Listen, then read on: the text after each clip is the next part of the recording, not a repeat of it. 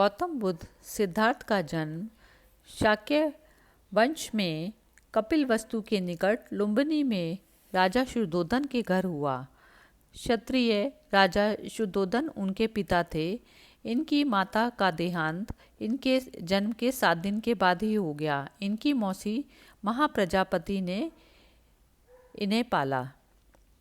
इनका नाम सिद्धार्थ दिया गया, जिसका अर्थ है वह जो सिद्धि प्राप्ति के लिए जन्मा हो। जन्म समारोह के दौरान साधु दृष्टा असित ने अपने पहाड़ के निवास से घोषणा की कि बच्चा या तो एक महान राजा बनेगा या एक महान पवित्र पथ प्रदर्शक बनेगा। सिद्धार्थ का मन बचपन से ही करुणा और दया का स्रोत था। इसका परिचय उनके आरंभिक जीवन की अनेक घटनाओं से पता चलता है।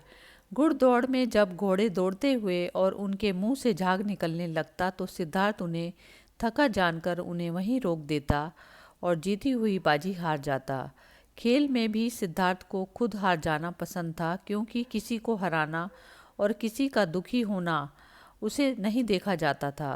सिद्धार्थ ने चचेरे भाई देवदत्त द्वारा तीर से घायल किए गए हंस की सहायता की और उसके प्राणों की रक्षा की। सिद्धार्थ ने गुरु विश्वामित्र के पास वेद और उपनिषद को तो पढ़ा ही, राजकाज और युद्ध विद्या की भी शिक्षा ली। कुश्ती, घुड़दौड़, तीर कमान, रथ हाँकने में कोई उनकी बराबरी नहीं कर पाता था। 16 वर्ष की उम्र में सिद्धार्थ का यशोधरा के साथ विवाह हुआ। पिता द्वारा ऋतुओं के अनुरूप बनाए गए वैभवशाली और समस्त भोगों से युक्त महल में वे यशोधरा के साथ रहने लगे, जहां उन्हें पुत्र राहुल का जन्म हुआ। लेकिन विवाह के बाद उनका मन वैराग्य में चला गया और सम्यक सुख शांति के लिए उन्होंने अपने परिवार का त्याग दिया। राजा शुद्धोधन ने सिद्धार्थ के लिए भोग विलास का भरपूर प्रबंध किया। 3 ऋतुओं के लायक 3 सुंदर महल बनवाए। वहां पर नाच गान और मनोरंजन की सारी सामग्री जुटा दी। दास दासी उनकी सेवा में रख दिए गए, पर ये सब चीज़ें सिद्धार्थ को संसार में बांध कर नहीं रख सकी। वसंत ऋतु में एक दिन सिद्धार्थ बगीचे की सैर पर निकले। उन्हें सड़क पर एक बूढ़ा आदमी दिखाई दिया। उसके दांत टूट गए थे, बाल पक गए थे, शरीर टेढ़ा हो गया था। हाथ में लाठी पकड़े धीरे धीरे कांपता हुआ वह सड़क पर चल रहा था। दूसरी बार कुमार जब बगीचे की सैर के लिए निकले तो उनकी आंखों के आगे एक रोगी आ गया। उसकी सांसें तेजी से चल रही थी, कंधे ढीले पड़ गए थे, बाहें सूख गई थी, पेट फूल गया था, चेहरा पीला पड़ रहा था। दूसरे के सहारे वह बड़ी मुश्किल से चल पा रहा था। तीसरी बार सिद्धार्थ को एक अर्थी मिली। 4 आदमी उसे उठा कर लिए जा रहे थे। पीछे पीछे बहुत से लोग थे। कोई रो रहा था, कोई छाती पीट रहा था, कोई अपने आप के बाल नोच रहा था। इस दृश्य को सिद्धार्थ ने देखा तो वह बहुत विचलित हुए। उन्होंने सोचा कि धिक्कार है जवानी को जो जीवन को सोख लेती है, धिक्कार है स्वास्थ्य को जो शरीर को नष्ट कर देता है, धिक्कार है जीवन को जो इतनी जल्दी अपना अध्याय पूरा कर देता है। क्या बुढ़ापा, बीमारी, मौत सदा इसी तरह होती रहेगी? चौथी बार कुमार बगीचे की सैर को निकले तो उन्हें एक सन्यासी दिखाई पड़ा। संसार की सारी भावनाओं और कामनाओं से मुक्त प्रसन्न चित्त सन्यासी ने सिद्धार्थ को आकृष्ट किया। सुंदर पत्नी यशोधरा और छोटे राहुल और कपिलवस्तु जैसे राज्य का मोह छोड़कर सिद्धार्थ तपस्या के लिए चल पड़े। वे राजगृह पहुँचे, वहाँ भिक्षा मांगी। सिद्धार्थ घूमते घूमते आलार, कलाम और उद्दक रामपुत्र के पास पहुँचे। उनसे योग साधना सीखी, समाधि लगाना सीखा, पर उससे वह संतुष्ट नहीं हुए। वह उर्वेला पहुँचे और वहाँ पर तरह तरह से तपस्या करने लगे। सिद्धार्थ ने पहले तो केवल तिल चावल खाकर तपस्या शुरू करी, बाद में कोई भी आहार लेना बंद कर दिया। शरीर सूखकर कांटा हो गया। 6 साल बीत गए तपस्या करते। सिद्धार्थ की तपस्या सफल नहीं हुई। शांति हेतु बुद्ध का मध्यम मार्ग। एक दिन कुछ स्त्रियां किसी नगर से लौटती हुई वहां से निकली जहां सिद्धार्थ तपस्या कर रहे थे। उनका एक गीत सिद्धार्थ के कान में पड़ा। वीणा के तारों को ढीला मत छोड़ो, ढीला छोड़ देने से उनका सुरीला स्वर नहीं निकलेगा, पर तारों को इतना जोर से भी मत कसो कि वे टूट जाएं। बात सिद्धार्थ को जच गई। वह मान गए कि नियमित आहार विहार से ही योग सिद्ध होता है। अति किसी भी बात की अच्छी नहीं, किसी भी प्राप्ति के लिए मध्यम मार्ग का ही ठीक है और इसके लिए कठोर तपस्या करनी पड़ती है। बुद्ध के प्रथम ज्ञान अलार कलाम थे, जिनसे उन्होंने संन्यास काल में शिक्षा प्राप्त की। 35 वर्ष की आयु में वैशाख पूर्णिमा के दिन सिद्धार्थ पीपल वृक्ष के नीचे ध्यानस्थ थे। बुद्ध ने बोध गया में निरंजना नदी के तट पर कठोर तपस्या की तथा सुजाता नाम लड़की के हाथों खीर खाकर उपवास तोड़ा। समीपवर्ती गांव की एक स्त्री सुजाता को पुत्र हुआ।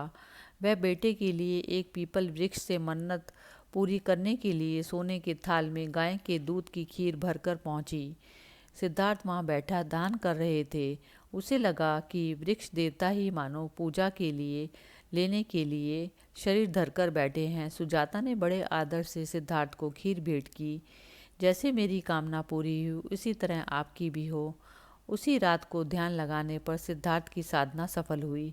उसे सच्चा ध्यान प्राप्त हुआ। तभी से सिद्धार्थ बुद्ध कहलाए। जिस पीपल वृक्ष के नीचे सिद्धार्थ को बोध मिला वह बोधि वृक्ष कहलाया और गया का समीपवर्ती वह स्थान बोध गया।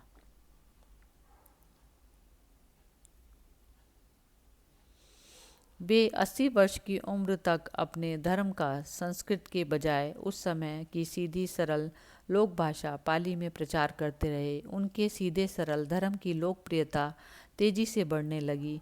4 सप्ताह तक बोधि वृक्ष के नीचे रहकर धर्म के स्वरूप का चिंतन करने के बाद बुद्ध धर्म का उपदेश करने निकल पड़े। आषाढ़ की पूर्णिमा को वे काशी के पास मृग दाव पहुँचे। वहीं पर उन्होंने सर्वप्रथम धर्म उपदेश दिया। प्रथम 5 मित्रों को अपना अनुयायी बनाया और फिर उन्हें धर्म प्रचार करने के लिए भेजा। महाप्रजापति गौतमी बुद्ध की माता को सर्वप्रथम बौद्ध संघ में प्रवेश मिला। आनंद बुद्ध का प्रिय शिष्य था। बुद्ध आनंद को ही संबोधित करके अपने उपदेश देते थे।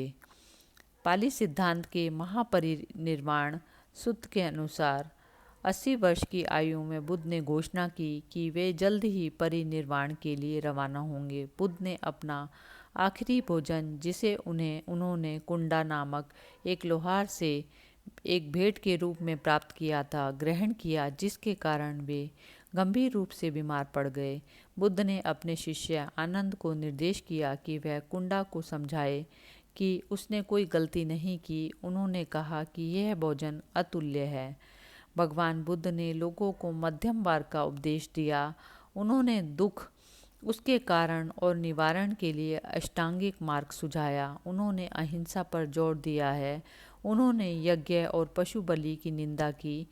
बुद्ध के उपदेशों का सार इस प्रकार है। महात्मा बुद्ध ने सनातन धर्म के कुछ संकल्पनाओं का प्रचार किया, जैसे अग्निहोत्र तथा गायत्री मंत्र, ध्यान तथा अंतर्दृष्टि, मध्यम मार्ग का अनुसरण, 4 आर्य सत्य, अष्टांग मार्ग। बुद्ध के धर्म प्रचार से भिक्षुओं की संख्या बढ़ने लगी। बड़े बड़े राजा महाराजा भी उनके शिष्य बनने लगे। भिक्षुओं की संख्या बहुत बढ़ने पर बौद्ध संघ की स्थापना की गई। बाद में लोगों के आग्रह पर बुद्ध ने स्त्रियों को भी संघ में ले लेने की अनुमति दी। यद्यपि इसे उन्होंने उतना अच्छा नहीं माना। भगवान बुद्ध ने बहुजन हिताय, लोक कल्याण के लिए अपने धर्म का देश विदेश में प्रचार करके के लिए भिक्षुओं को इधर उधर भेजा। अशोक आदि सम्राटों ने भी विदेशों में बौद्ध धर्म के प्रचार में अपनी अहम भूमिका निभाई। मौर्य काल तक आते आते भारत से निकलकर बौद्ध धर्म चीन, Japan, Korea, Mongolia, Burma, Thailand, Hind, चीन, श्रीलंका आदि में फैल चुका था। इन देशों में बौद्ध धर्म बहुसंख्यक धर्म है।